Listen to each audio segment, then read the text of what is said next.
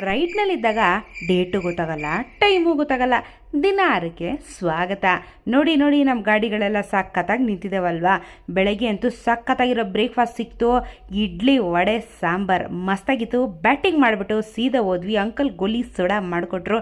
Chas ಅಂದ್ಬಿಟ್ಟು ಎಲ್ಲರೂ ಕುಡಿದ್ವಿ. ನಂತರ ನಮ್ಮ ಪಯಣನ ಮುಂದುವರಿಸಿದ್ವಿ. ಈ ಟನಲ್ ಒಳಗಡೆ ಫಸ್ಟ್ ಟೈಮ್ ನಾನು ಕೂಡ ಟ್ರಾವೆಲ್ ಮಾಡ್ತಾ ಇರೋದು. ಇದು ಶ್ರೀನಗರ್ ಹೈವೇಲಿರುವಂಥದ್ದು. ಕ್ರೇಜಿಯಾಗಿತ್ತು.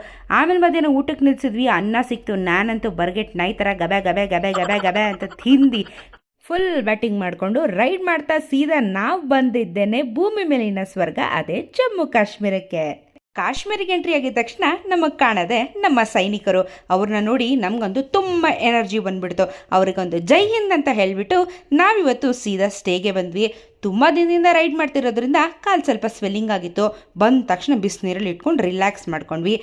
ಕಾಶ್ಮೀರಿಗೆ ಬಂದಮೇಲೆ ಕಾಶ್ಮೀರ ಇಲ್ಲ